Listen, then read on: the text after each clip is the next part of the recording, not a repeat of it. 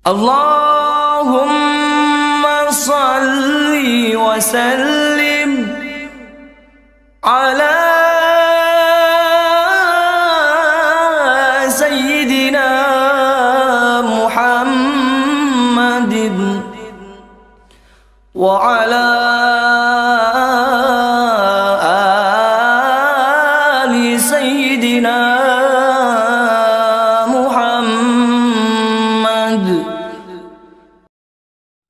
Akidah Al-Imam Asy-Syafi'i radhiyallahu an dan kebohongan Salafi Wahabi. Dasar-dasar hukum agama menurut ulama salaf yang soleh. Dasar-dasar pengambilan hukum dalam Islam sejak generasi salaf lebih dari 20. Dari sekian dasar itu ada 4 yang disepakati oleh mereka, yaitu Al-Quran, hadis, ijma, dan qiyas. Sementara kaum Salafi Wahabi membatasi hanya kepada Al-Quran dan Sunnah saja. Mereka hampir tidak pernah menyebut ijma, sedangkan qiyas seakan menjadi musuh mereka dan dianggap sebagai sumber bid'ah. Nah, dalam konteks ini berkaitan dengan dasar-dasar pengambilan hukum dalam agama, Al-Imam Asy-Syafi'i radhiyallahu an menjelaskan.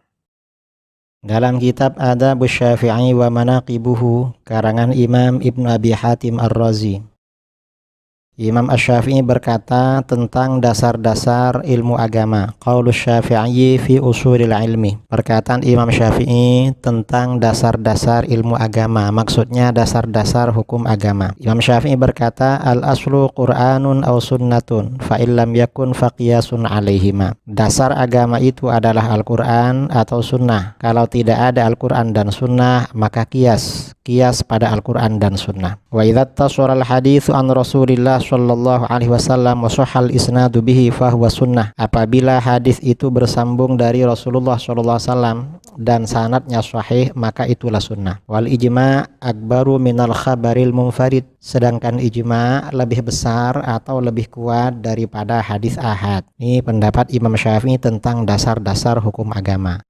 Al-Quran, Sunnah, qiyas, dan ijma'. Orang-orang Salafi Wahabi kebanyakan menolak hukum-hukum agama yang didasarkan pada qiyas dan ijma. Penolakan Salafi Wahabi terhadap qiyas terkadang dengan bahasa tidak ada tuntunan dari Nabi. Padahal itu qiyas.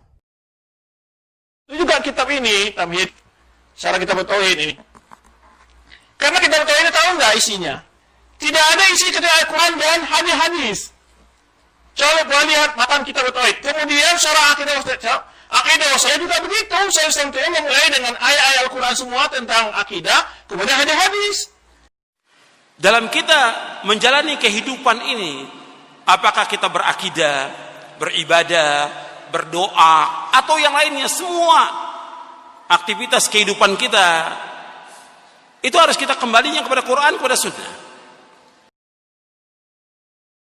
Apakah demikian membuktikan Salafi Wahabi itu lebih sunnah atau mengikuti salaf? Jelas tidak. Hal itu justru menjadi bukti kebodohan Salafi Wahabi. Qiyas telah diamalkan oleh sahabat Abu Bakar, Umar, Ali, Ibnu Mas'ud, Abu Musa al-Asy'ari, Ibnu Abbas, dan lain-lain radhiyallahu anhum. Qiyas juga menjadi salah satu sumber hukum yang disepakati oleh para ulama salaf yang soleh bersama Al-Quran, Sunnah, dan Ijma. Apabila Salafi Wahabi menolak qiyas seperti yang selama ini mereka sampaikan, maka siapakah panutan Salafi Wahabi dalam menolak qiyas? Orang yang pertama kali menolak qiyas adalah Ibrahim bin Sayyar An-Nadham Al-Mu'tazili, seorang tokoh Mu'tazilah. Selain sebagai tokoh Mu'tazilah, An-Nadham juga terkenal fasik, pecandu khamr, dan banyak memiliki akidah-akidah kufur dan menyimpang. Sehingga beberapa ulama Mu'tazilah sendiri menulis buku-buku yang mengkafirkan An-Nadham, seperti Abul Hudzail Al-Alaf. An-Nadham adalah tokoh pertama yang menafikan ijma' dan qiyas, dan diikuti oleh banyak golongan khawarij masa lalu. Sekarang orang-orang Salafi Wahabi juga tidak mau ketinggalan mengikuti jejak kaum Khawarij dengan menjadi pengikut An-Nadham yang menafikan qiyas. Al-Imam Abu Muhammad Al-Juwaini rahimahullah bukan pengikut Mujassimah. Ya, wafatnya 478. Imam Haramain. Nanti kita akan sebutkan Imam Haramain ini Al-Juwaini. Dan bapaknya itu berakidah salaf.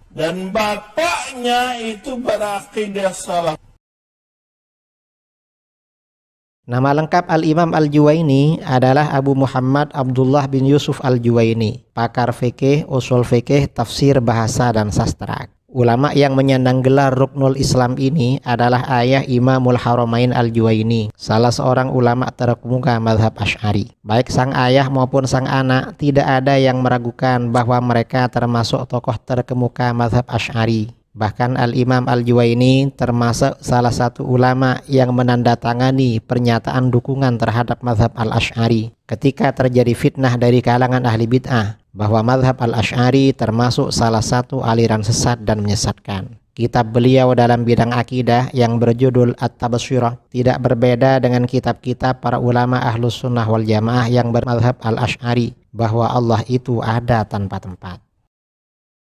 Belakangan, kaum Salafi Wahabi menerbitkan kitab berjudul Risalatul Istiwa wal Fawqiyah yang isinya menjelaskan bahwa Allah bersemayam dan bertempat di langit, suatu pandangan yang berbeda dengan akidah Ahlus Sunnah wal Jamaah. Kitab tersebut dinisbatkan kepada Al-Imam Al-Juwaini, padahal kitab tersebut sebenarnya karangan Ahmad bin Ibrahim Al-Wasiti, salah seorang murid Ibnu Taimiyah. Ini kitab yang dinisbatkan kepada Imam Al-Juwaini.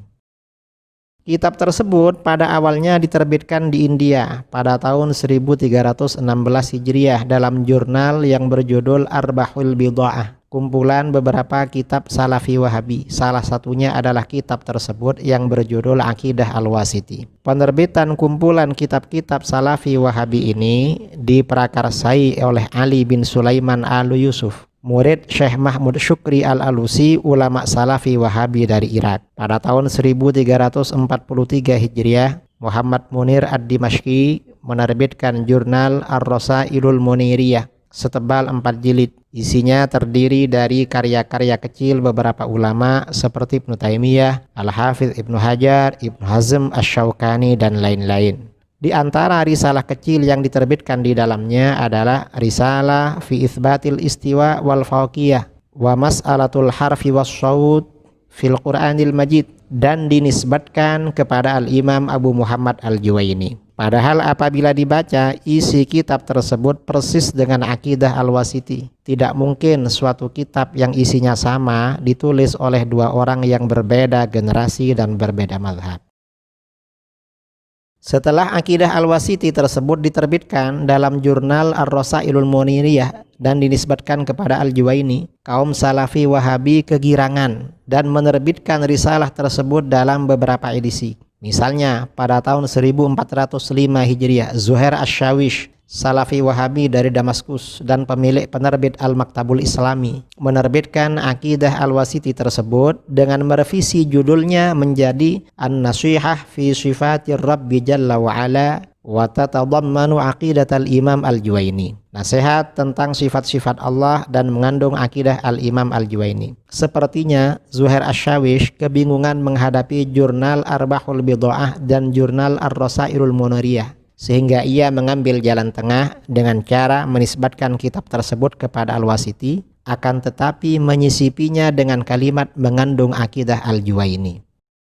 Pada tahun 1416 Hijriah, penerbit Darul Ma'rifah di Damaskus menerbitkan Risalah fil Istiwa wal Fawqiyah dan dinisbatkan kepada Al-Juwaini pula. Disusul oleh penerbit Darut Tuwaik di Riyadh, Saudi Arabia pada tahun 1419 Hijriah, menerbitkan hal yang sama.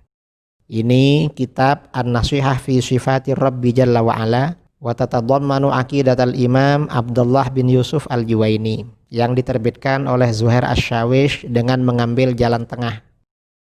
Nah, Aqidah Al-Wasiti yang diterbitkan dengan edisi berbeda tersebut tidak mungkin ditulis oleh Imam Al-Juwaini. Terdapat sekian banyak bukti bahwa kitab tersebut karya tulis Al-Wasiti, murid Ibnu Taimiyah yang wafat pada tahun 711 Hijriah, dan bukan karya Al-Juwaini. Antara lain, di dalam kitab tersebut sang penulis mengutip dari kitab Al-Aqidah yang ditulis oleh Al-Hafidz Abdul Ghani Al-Maqdisi Al-Hambali yang wafat pada tahun 600 Hijriah. Sudah barang tentu penulis Aqidah Al-Wasiti tersebut hidup atau wafat sesudah masanya Al-Hafidz Abdul Ghani. Sedangkan Al-Imam Al-Juwaini wafat pada tahun 438 Hijriah. Oleh karena itu, kaum muslimin harus berhati-hati dengan kitab-kitab baru yang diterbitkan oleh Salafi Wahabi. Mereka tidak segan-segan menisbatkan kitab-kitab karya ulama mereka kepada para ulama Ahlus Sunnah wal Jamaah untuk mengelabui kaum muslimin agar mengikuti akidah Salafi Wahabi. Tafsir istawa menurut Al-Imam Malik bin Anas radhiyallahu an telah dijelaskan pada beberapa episode sebelumnya. Imam Malik dalam menafsirkan istawa mengikuti pendekatan tafwid, yaitu menyerahkan makna yang sebenarnya kepada Allah Subhanahu wa taala. Seperti dijelaskan oleh Imam Al-Baihaqi, Imam Al-Wahidi dan lain-lain.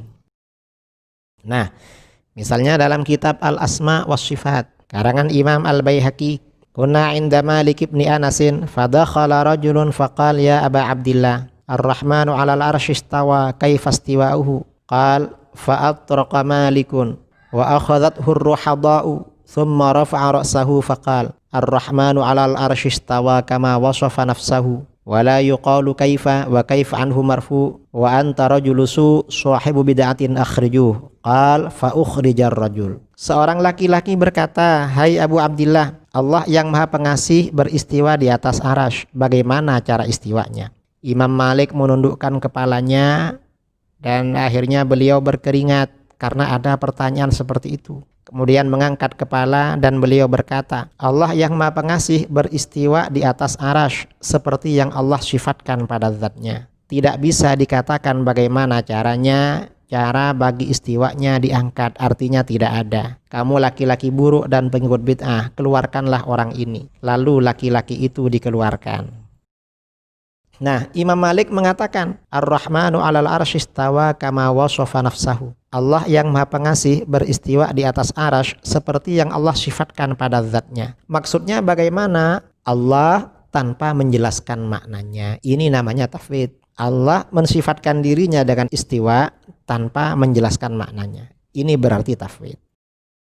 Dalam riwayat lain juga dalam kitab Al-Asma was Sifat hampir sama. Kunna 'inda Malik bin Anasin faja'a rajulun faqala ya Aba Abdillah Ar-Rahmanu 'alal 'arsy istawa fa kaifa istawa qala fa atraqa Malikun ra'sahu hatta 'alahu ar-ruhada thumma qala al-istiwa'u ghairu majhul wal kaifu ghairu ma'qul wal imanu bihi wajib was su'alu anhu bid'ah wa ma araka illa mubtadi'an fa amara bihi ay yukhraj. Seorang laki-laki berkata, "Hai Abu Abdillah, Allah yang Maha Pengasih beristiwa di atas arasy. Bagaimana cara dia beristiwa?" Lalu Malik menundukkan kepalanya sehingga berkeringat. Lalu berkata, "Istiwa bukan sesuatu yang tidak diketahui. Kaif, bagaimana cara, tidak masuk akal. Beriman kepadanya adalah wajib dan mempertanyakannya adalah bid'ah. Saya kira kamu hanya seorang ahli bid'ah." Nah, maksud perkataan Imam Malik, istiwa itu sesuatu yang tidak diketahui. Maksudnya, istiwa itu sudah dimaklumi terdapat dalam Al-Quran. Artinya semua orang tahu. Jadi bukan dimaklumi arti zahirnya. Seperti yang diartikan oleh Salafi Wahabi, arti bersemayam, duduk dan bertempat. Bukan itu maksudnya. Kemudian Imam Malik berkata, mempertanyakannya adalah bid'ah. Artinya Imam Malik melarang menanyakan makna dan hakikat istiwa karena hanya Allah yang Maha mengetahui. Ini namanya tafwid. Jadi ini dianggap pendekatan tafwid. Ada juga ulama mazhab Maliki yang menganggap perkataan Imam Malik tadi sebenarnya pendekatan takwil, yaitu Al-Imam Syihabuddin Ahmad bin Idris Al-Qarafi yang wafat tahun 684 Hijriah. Dalam kitabnya Az-Zakhirah, ulama terkemuka yang menulis kitab Az-Zahirah dalam fikih Maliki, pada juz 13 halaman 243, Imam Al-Qarafi berkata, wa makna qauli Malik al-istiwa ghairu majhul. Arti perkataan Imam Malik bahwa istiwa itu bukan sesuatu yang tidak diketahui. Anna uqulana dallatna 'alal istiwa illa ikibillahi wa jalalihi wa 'azamatihi. Bahwa akal kita menunjukkan kita pada istiwa yang layak bagi Allah, layak bagi keagungan dan kebesaran Allah. Apa istiwa yang layak bagi Allah? Wahwal istila, yaitu Allah menguasai arasy. Dunal julusi wa nahwihi, bukan istiwa dalam arti duduk dan sesamanya. Mimma la yakunu illa fil ajsam, dari arti yang hanya terjadi pada benda. Wa qauluhu wal kaifu ghairu ma'kul, maknahu, sedangkan perkataan Imam Malik kaif itu tidak rasional, maknanya anna dzatallahi ta'ala la tusafu bima wada'atil arabu lahu kaifa, bahwa zat Allah Ta'ala tidak bisa disifati dengan apa yang oleh orang Arab disebutkan kaif, bagaimana. Apa itu? Wahwal ahwalul mutanakkilatu wal hayatul jasimatu minat tarabbu'i wa ghairihi, yaitu kondisi-kondisi perpindahan dan keadaan-keadaan kebendaan jismiyah, benda, seperti bersila dan lainnya. Fala yuqalu dzalika fi haqqihi ta'ala listihalatihi fi jihatir rububiyah. Demikian itu tidak rasional bagi Allah karena mustahil dari aspek rububiyah. Wa qauluhu was-su'alu anhu bid'ah, sedangkan perkataan Imam Malik mempertanyakan istiwa itu bid'ah, maknahu lam tajril 'adatu fi siratis salafi bis-su'ali an hadhil umuril muthiratil ahwa'il fasidah fa huwa bid'ah. Maksudnya tidak biasa dalam sejarah ulama salaf mempertanyakan hal-hal semacam ini yang membangkitkan hawa nafsu yang rusak. Karenanya mempertanyakan ini adalah bid'ah. Jadi sebagian ulama mazhab Maliki menganggap perkataan Imam Malik tadi pertanda takwil. Dan ini diperkuat dengan mazhab Imam Malik ketika menjelaskan nuzul. Nuzul oleh Imam Malik ditakwil, berarti yang ini juga ditakwil Imam Malik. Kemudian manhaj tafwid al-Imam al-Auza'i radhiyallahu an.